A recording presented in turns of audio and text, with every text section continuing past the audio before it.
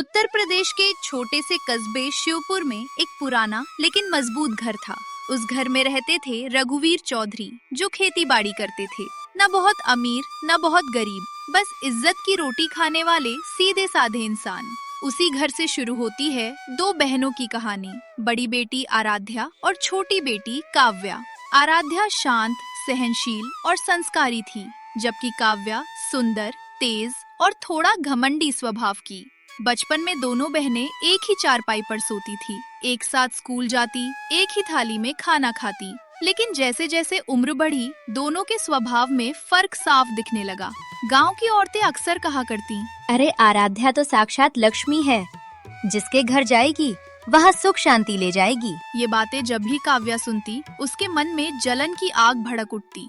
एक दिन उसने आईने के सामने खुद को देखते हुए कहा, मैं ज्यादा सुंदर हूँ, मुझ में ज्यादा आत्मविश्वास है, फिर सब तारीफ उसी की क्यों? आराध्या सब समझती थी, लेकिन वो चुप रहती। उसे लगता छोटी है, समय के साथ समझ जाएगी। एक शाम रघुवीर चौधरी ने दोनों बेटियों को बुलाया। बेटियों, अब तुम्हारी शादी का समय आ गया है। आराध्या ने सिर झुका लिया। काव्या की आंखों में सपनों की चमक दौड़ गई। कुछ ही दिनों में आराध्या के लिए रिश्ता आया। लड़के का नाम था माधव। वो एक छोटे किसान का बेटा था, मेहनती और सीधा सादा। काव्या ने हंसते हुए कहा, वाह दीदी, खेतों में काम करोगी, मजा आएगा जिंदगी में। रघुवीर ने शांत स्वर में कहा, माधव गरीब हो सकता है, लेकिन दिल से बहुत अमीर है। आराध्या ने मुस्कुराकर कहा, आप जैसा ठीक समझे बाबूजी। दूसरी ओर काव्या के लिए रिश्ता आया विक्रम मल्होत्रा का, शहर का बड़ा कारोबारी। बड़ा बंगला, गाड़ियाँ, नौकर चाकर। काव्या का घमंड आसमान छूने लगा। देखा बाबूजी, किस्मत भी पहचानती है कि कौन किस लायक है।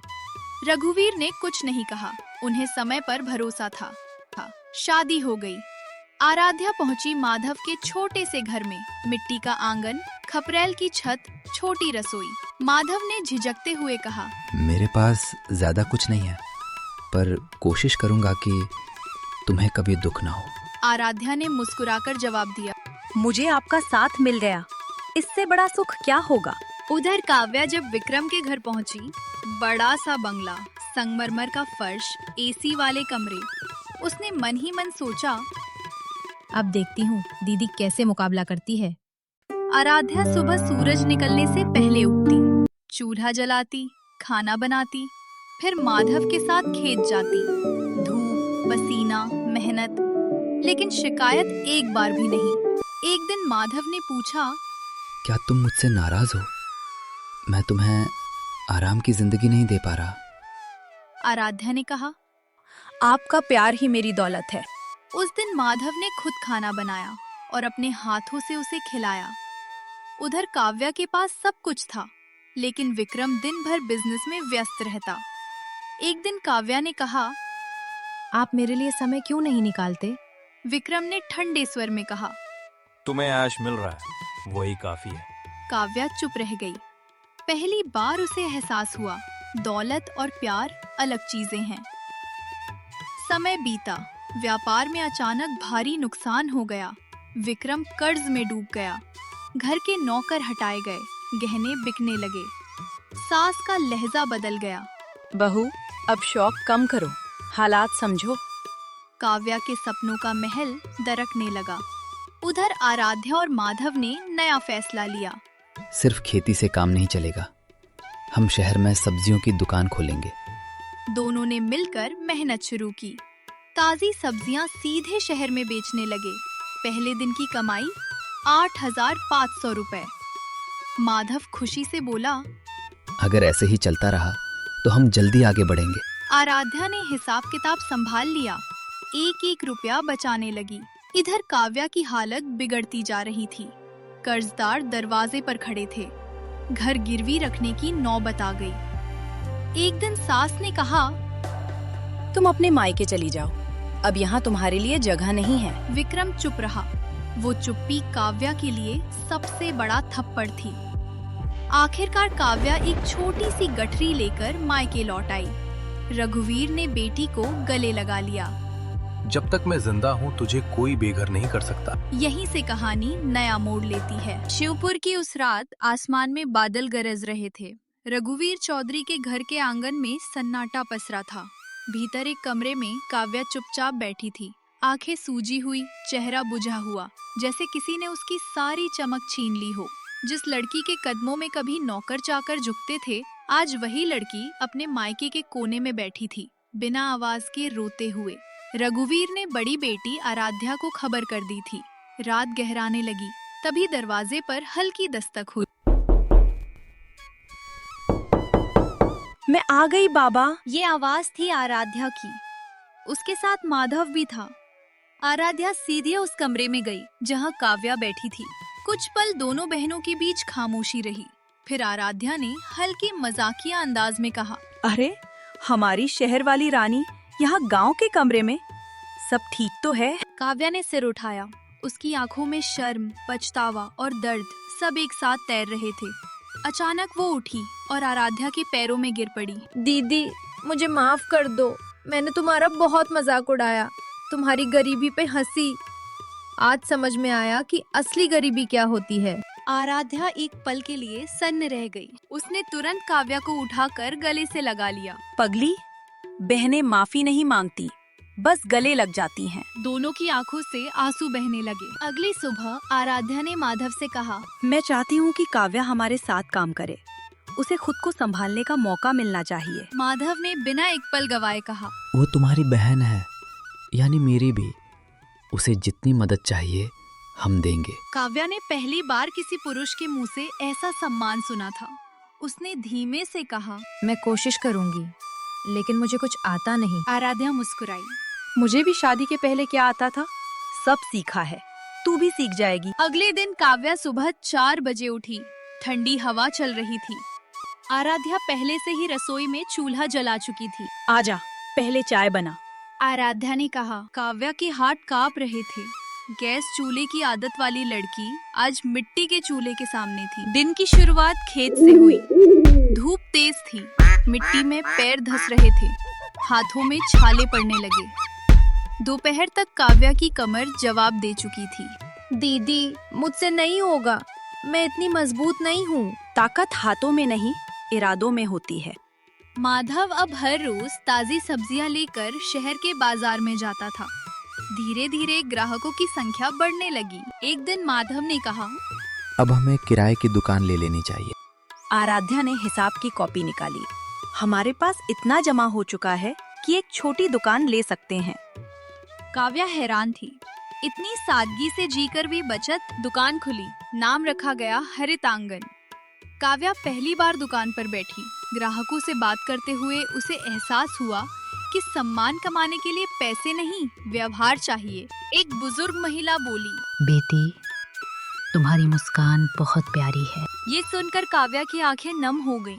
पहली बार किसी ने उसके गहनों या कपड़ों की नहीं, उसकी मुस्कान की तारीफ की थी। लेकिन बदलाव आसान नहीं था। रात को काव्या अक्सर सोचती, अगर मैंने घमंड ना किया होता तो क्या मेरी जिंदगी अलग होती। उसे विक्रम की चुप्पी याद आती। वो दिन याद आते जब उसने आराध्या का मजाक उड़ाया था। एक दिन उसने खुद ही कहा, दीदी, मैं पहले बहुत गलत थी। मुझे लगता था पैसा ही सब कुछ है। आराध्या ने जवाब दिया, गलती करना बुरा नहीं, गलती ना मानना बुरा है। कुछ महीने बीत गए। काव्या अब पूरी तरह काम सीख चुकी थी। सब्जियों की क्वालिटी पहचानना, ग्राहकों से व्यवहार, हिसाब किताब, सब। एक दिन उसने झिझकते हुए कहा, दीदी, मैं कुछ अपना करना चाहती हूँ। माधव ने उत्सुकता से पूछा, हाँ हाँ बोलो काव्या, क्या करना चाहती हो? मुझे खाना बनाना हमेशा पसंद था। अगर हम सब्जियों से जुड़ा एक छोटा सा खाना घर या कैफे शुरू करें। आराध्या की आंखें चमक उठी। ये तो बहुत अच्छा विचार है। माधव ने तुरंत कहा। हम तीनों मिलकर करेंगे।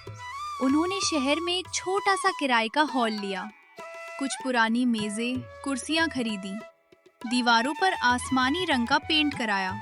नाम रखा सतरंगी स्वाद। काव्या ने खुद मेन्यू तैयार किया। ताज़ा सब्जियों से बने व्यंजन। शुरुआत आसान नहीं थी। पहले दिन सिर्फ 5 ग्राहक आए, लेकिन खाने का स्वाद ऐसा था कि लोग दोबारा आने लगे।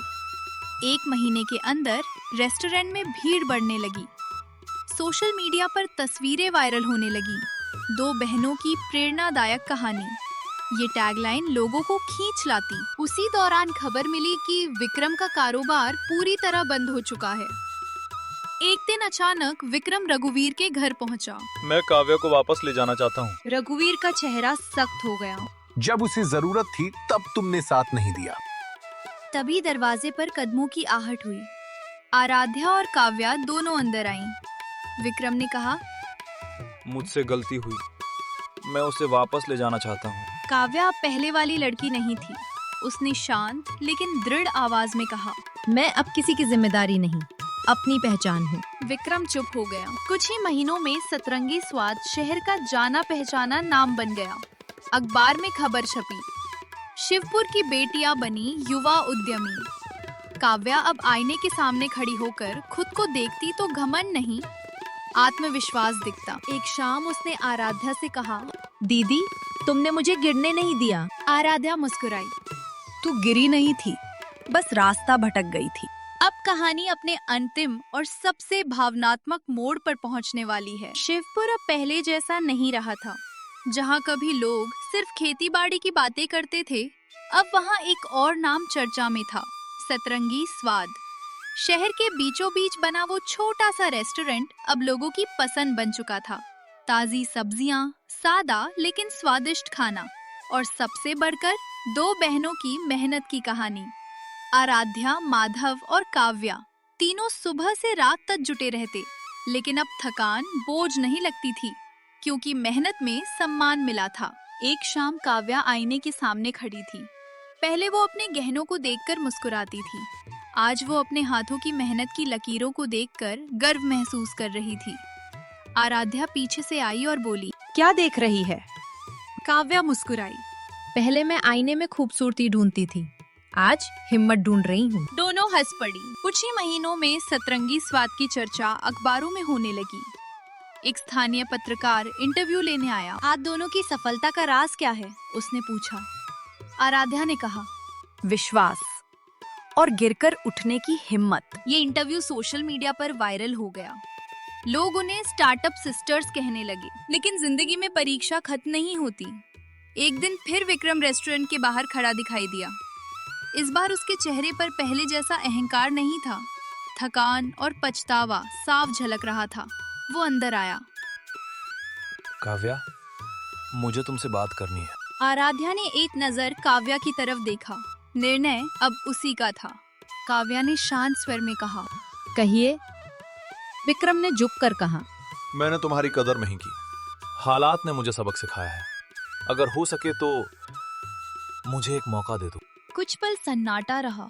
काव्या ने धीरे से कहा, मौका तब दिया जाता है जब रिश्ते में सम्मान हो। तुमने मुझे पत्नी नहीं, एक वस्तु समझा था।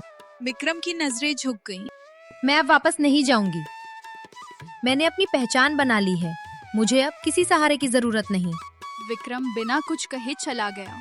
आराध्या ने बहन का हाथ थामा। तूने बहुत बड़ा फैसला लिया है। काव्या ने मुस्कुराकर कहा, अब मैं किसी की परछाई नहीं, अपनी रोशनी हूँ। समय बीतता गया। रेस्टोरेंट का काम बढ़ता गया।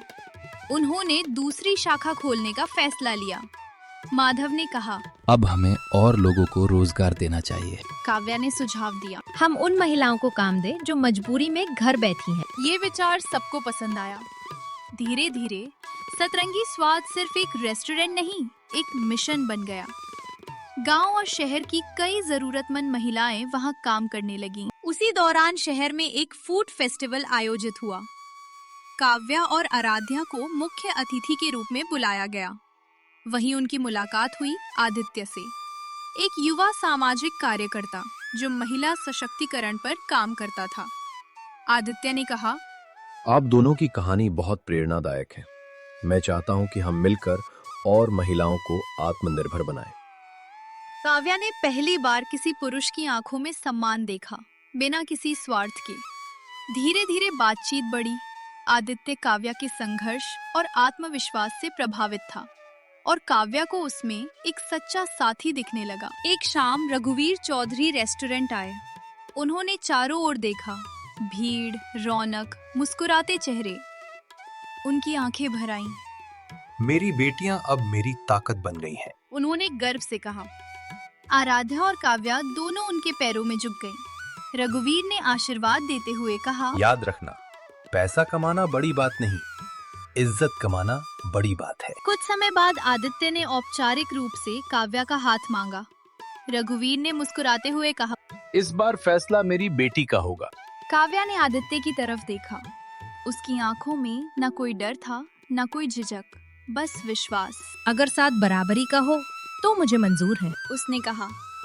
आदित्य ने जवाब दिया। साथ बराबरी का ही होगा। शादी सादगी से हुई, न कोई दिखावा, न शोर शराबा, बस अपनेपन की खुशबू। समय के साथ दोनों बहनें अपने अपने जीवन में खुश थीं।